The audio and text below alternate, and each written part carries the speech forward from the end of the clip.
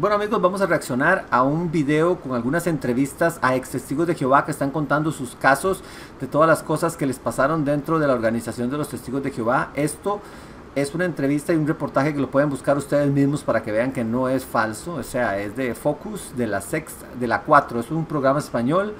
La verdad es que está bastante interesante, ya yo vi un poco, pero no lo he visto completo. Entonces vamos a ir viéndolo y vamos a ir comentándolo. No es el único que denuncia abusos. Sarai, ex miembro de Testigos de Jehová, relata a Focus cómo a los 18 años es violada. Sufrí abusos sexuales por parte de un testigo de Jehová. Yo salí del instituto con 17 años y entré a trabajar con este señor, con mi agresor. Durante el primer año no sucedió nada. Esto, como estábamos hablando en videos anteriores, es bastante común, donde se le ofrece trabajo. O sea, los testigos que tienen como una posición más importante dentro de la congregación muchas veces ofrecen trabajo a los que están más jóvenes, que los ven como si fueran ídolos, ¿verdad? Como si fueran personas santas. Entonces, claro, imagínate, esa persona que admiro ya espiritualmente me quiere ayudar financieramente, es maravilloso. Va a ser un patrón excepcional, ¿verdad? Y algunas veces es con buenas intenciones, no podemos tampoco decir que todos los casos son malas intenciones, pero sí se presta mucho para esto. ¿Por qué? Porque ya hay una codependencia mayor hacia la persona, que es la que, aparte de ser tu maestro espiritual, es tu empleador, o sea, es tu jefe. Y eso es lo que ellos quieren conseguir cuando van con malas intenciones. Hasta que no cumplí los 18 años y a partir de ahí empecé a sufrir primero abuso sexual y luego con acceso carnal. Es decir, ya violación. Entonces fue todo repetido durante un año hasta que ya salí del local. 300. Y es que muchas personas dirán, bueno, ¿cómo es que duró un año y ella lo permitió? Es que realmente esto pasa mucho en este tipo de casos, pasa muchísimo. Uno diría, no, a la primera uno sale corriendo de ahí, pero no es así. Es que poco a poco te van comiendo la mente, como dicen. Ya aparte de que los testigos tienen un lavado de cabeza enorme, ¿verdad? Imagínate lo que es que ya empiezas a depender de esta persona en muchos sentidos. Dices, bueno, es que si esta persona yo me la he hecho de enemiga en la congregación, mi vida va a ser infernal. Y es que lo que pasa, y ellos lo saben. O sea, cualquiera que es testigo de Jehová sabe que si los ancianos que están al cargo te tienen entre ojos, tu vida dentro de la congregación es un infierno. ¿Y qué puedes hacer? ¿Irte a otra congregación? Pasa lo mismo, los ancianos de esta mandan quejas a la siguiente diciendo que eres un rebelde, que eres una persona que da problemas, que no respeta las leyes de Dios. O sea, se inventan una carta para que cuando llegues al otro lugar te vaya igual o peor que en el que estabas. Entonces hay una codependencia enorme realmente en estos casos. 165 días en los que la mujer convive con su agresor en su lugar de trabajo y en las reuniones de los Testigos de Jehová. Con 18 años yo tenía un amigo con el cual se me casé con 23 años y a los 2 años siguientes decidí hablar porque ya no podía más, ya tenía pesadillas nocturnas. Y es que, bueno, yo no he padecido ningún tipo de abuso ni nada así por el estilo, pero he oído gente hablándome sobre esto y hay como una constante. O sea, estas personas que sufren estas cosas quedan tan traumadas que les cuesta demasiado hablar de eso. O sea, les da vergüenza, sienten miedo a ser señalados, a que les digan la culpa es tuya, porque tú seguro, no sé, lo provocaste, ese hermano es muy bueno, imagínate cómo se te ocurre. Entonces, aparte de que ya te hicieron algo horrible, la vergüenza de contarlo y que la gente no te vaya a creer, es terrible. O sea, no es tan fácil. De hecho, si investigan, para aquellos que tengan dudas, se dan cuenta que la mayoría de personas que han pasado por cosas así terminan contándolas cuando están muy mayores. Más bien ella lo contó rápido. Hay veces que tienen 50, 60 años y hasta ahí cuentan tal vez algo que les pasó cuando tenían 5 o 10. Es algo que pasa bastante en realidad. Mis relaciones sexuales no eran completas porque tenía mucho miedo a que me hiciese lo mismo. Entonces, y era mi marido, pero aún así mi mente sufría, ¿no? Sarai no puede ocultarlo más. Decide denunciar estos presuntos abusos sexuales ante los ancianos. Entonces hablamos con los ancianos y fue la mayor violación de mi integridad que he sufrido en mi vida. Esto es terrible, esto sí, lo sé porque yo nunca fui anciano realmente, pero tenía muchos amigos que eran ancianos y mi tío también era anciano y me contaba, sobre todo cuando se salió de la congregación. Mi tío se salió de la congregación y yo todavía iba, pero él me contaba cosas de cuando él era anciano.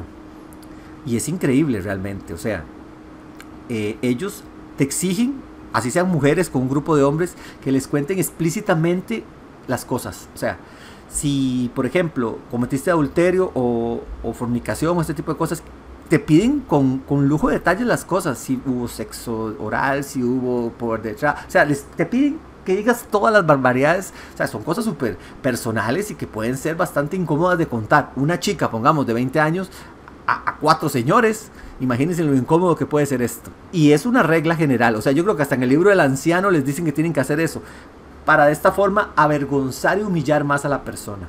También en este caso, que era una víctima, me imagino que siguen el mismo procedimiento que en lo otro, para ver si es cierto, para ver los detalles, si está mintiendo, para ver la reacción y sobre todo para avergonzarla. O sea, siempre va por la parte de avergonzarte. Bueno, eso es hombre y mujer también. Pero me imagino que para una mujer es más difícil, porque acuérdense que los ancianos son hombres, o sea que todavía el hombre se lo cuenta a un grupo de hombres, pero una mujer también tiene que contárselo a un grupo de hombres. O sea, por encima del abuso y violación física que he pasado. Vinieron a mi casa 3 ancianos, de los cuales uno al final se fue porque no aguantó, y quedaron 2, y me preguntaron todo. Los ancianos le hacen toda clase de preguntas, exigen que lo describa todo de manera explícita. Ese que se fue posiblemente o era amigo del otro, del que ella estaba acusando y no quería oír más, o no aguantó en verdad, porque es que, o sea, hay que tener estómago para estas cosas. Y esta fue una de las razones que yo nunca quise ser anciano, ni siervo ministerial, ni eso. Yo trataba de diluir esas responsabilidades, lo acepto, ¿verdad? Porque sabía que hacían estas cosas y realmente yo no tenía corazón para esto, nunca lo tuve. Esto de expulsar a un hermano, de estar oyendo cosas que hacen otros y exigirles a que me den, como dicen, todos los detalles, escuchar todos sus problemas y a veces no poder decir la verdad, es lo peor del caso, porque yo, aparte que tenía muchas dudas de ciertas cosas, imagínense en gente que me venga con las mismas dudas que yo tenía. O sea, iba a ser un conflicto de intereses. Y por eso fue que en cierta forma a mí, cuando yo era testigo, me acuerdo que me tenían un poco entre ojos, porque ellos se daban cuenta que no podían como, ¿cómo se podría decir esto? Porque ellos usan esto de las posiciones de anciano y siervo ministerial, este tipo de cosas, como para irte tentarte con esas posiciones de poder, para que tú hagas lo que ellos quieren, participes más, o sea, te doblegues, porque si no te doblegas no puedes llegar hacia esos puestos de importancia. Pero como a mí me daba igual realmente, entonces por ahí no podían tirar. Y me trataban de siempre molestar por otros lados, porque nunca te dejan en paz. O sea, si tú crees que ser testigo de Jehová puede ser llegar a la congregación, estar ahí en las reuniones, ir a predicar, dar tus estudios, no. O sea, ellos siempre te van a motivar y a exigir para que tú vayas hacia ser siervo ministerial o anciano. Siempre va hacia ahí la cosa. Nunca te van a dejar en paz si no vas por esa dirección. Te quitaba la ropa, por donde estuvo la penetración, si fue... Qué horrible. Hubo sexo anal. Ven, lo que si les sangré, decía. si no sangré. O sea, fue horrible. Eso es ciertísimo. Y eso mismo se lo hacen no solo a ella, que fue una víctima, sino a los que llegan, que digamos que engañaron al esposo o que tuvieron relaciones antes del matrimonio. Esas mismas preguntas se las hacen, todas y peores. Y eso me lo contaban a mí. O sea que eso que está diciendo ella no es mentira para nada en realidad. Eso, oí esa misma historia una y otra vez de diferentes personas. Pero completamente horrible. Si me quitaba yo la ropa, si me la quitaba él, porque claro, eso también era importante. Imagínate mi miedo a decir, ¿y qué dices, Saray? ¿Qué dices? Que sí, que no, ¿te van a creer, no te van a creer? Se me ponen los vellos de punta de seguir pensando en ello. ¿Qué pasó? Que cuando me hicieron todas las preguntas, que no voy a seguir diciendo por respeto ya, porque es muy agresivo lo que diría, y decían, ¿y quién se quitaba la ropa?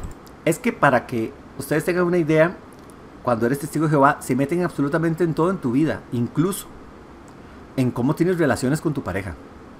O sea, de aquí no se puede pasar de la posición del misionero. Cualquier otra cosa, no, y no estoy exagerando, cualquier otra cosa casi es prohibida. O sea, no se puede ningún tipo diferente de relación que no sea la normal, ¿verdad? Cualquier cosa, ni siquiera oral, nada. Esas cosas son cosas que son contranaturales y no sé qué, entonces no puedes. O sea, es más, hasta por esas cosas te pueden expulsar. Si tu pareja, un ejemplo, cuenta que tú le dices que practiquen alguna de estas cosas, a ti te puede caer una grande en realidad. ¿Era ella o era él? Entonces no será tan víctima. Yo era víctima. Y me costó 4 años y medio de mi vida, ante un psicólogo, sentir que era víctima. Los ancianos piden Las preguntas, como dice ella, son por dos cosas. La primera es para humillarte, para hacerte sentir mal, avergonzarte. Y la segunda es también para ver si estás mintiendo. O sea, para ver qué tanto víctima eres. Porque imagínate, es una religión completamente machista. En realidad es así.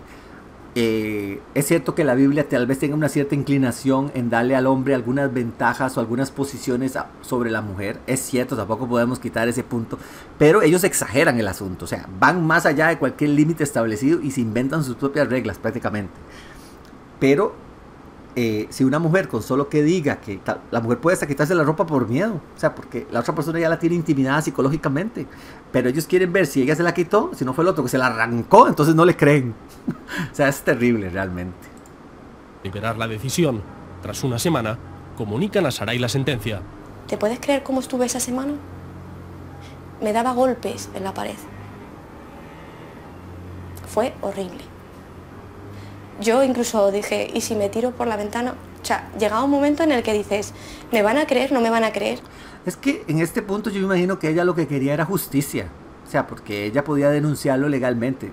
El problema es que en la congregación te dicen que no hagas eso porque vas a enlodar el nombre de Dios. Esa es la mentira que utilizan para controlar a la gente.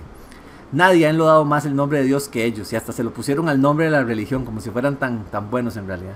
Esa es la mentira. O sea, porque saben que son personas que aman a Dios y que quieren sobre todo alabar el nombre de Dios. Entonces, claro, si te dicen, si tú llevas esto a un tribunal, va a salir en las noticias, va a salir aquí, va a salir allá. Y claro, el nombre de Dios está enlodado.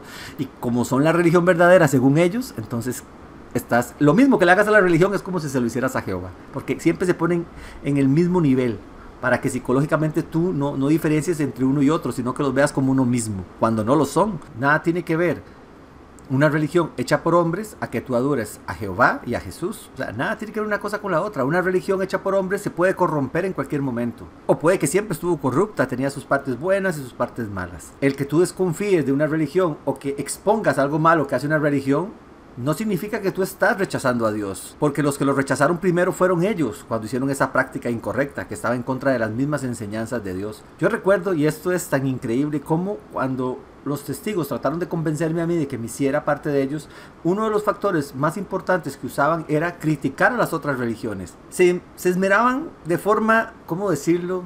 Era abrumador las veces que hablaban mal, por ejemplo, de la religión católica, por lo de los sacerdotes con los menores. Y decían que la iglesia encubría a esos sacerdotes, que lo que hacía era que los cambiaban de un lugar a otro, que nunca los mandaban a la policía o nunca los castigaban. Yo creo que castiga más la iglesia católica a los sacerdotes que ellos a los miembros de su grupo cuando hacen algo de esto. Y los encubren de forma peor todavía. Los católicos a veces lo que hacían era que los cambiaban de iglesia y cosas así. Los testigos a veces ni eso. Dejaban ahí al perpetrador de todo lo malo y posiblemente echaban a la gente que era la víctima. ¿Cómo lo saben? Si no son médicos, no son psicólogos, no son nada. Son siervos de Jehová, como dicen. Entonces, a la semana siguiente vinieron a mi casa y me dijeron, bueno, Sarai, que te consideramos inocente, porque lo hemos sentido. Aunque tú dijeras que a lo mejor era una fornicación, porque claro, ¿qué voy a decir? Que puede ser fornicación o no. Aún así, te creemos. Y creemos que es una violación, de hecho. ¿Qué ha pasado? Nada. No hay culpables. Es ella quien estaba siendo juzgada por haber fornicado antes del matrimonio. Y a pesar de que los ancianos sentencian que sí hubo violación, según Sarai no tomaron medidas contra el presunto violador. 3 años después, Sarai denuncia ante el juzgado de instrucción de Toledo, pero su caso fue archivado. Vea, que a lo mucho habrán agarrado a ese hermano de la congregación que le habrán hablado, le han dicho, bueno, pasó esto y esto y esto, a ver qué decía. Y si el otro decía que era mentira, posiblemente le dijeron, bueno, tienes que alejarte de ella, trata de no hablarle, o si fuera mucho, vete para otra congregación. Pero así como decir, ¿estás expulsado por esto? Jamás. Eso tendría que ser que ya él diga, bueno, sí lo hice y no me arrepiento, me gustó y lo volveré a hacer. Solo tal vez si hace una cosa sí lo expulsan, pero mientras diga, ay no, es que sí estoy arrepentido, fue un error, que no creo que ni lo reconozcan realmente, porque son tan caradura que posiblemente dijo que todo era mentira, o dijo que era una relación consensuada, que ella quería, que ella lo sedujo, cosas así, porque ya la gente que hace eso es capaz de todo, la verdad.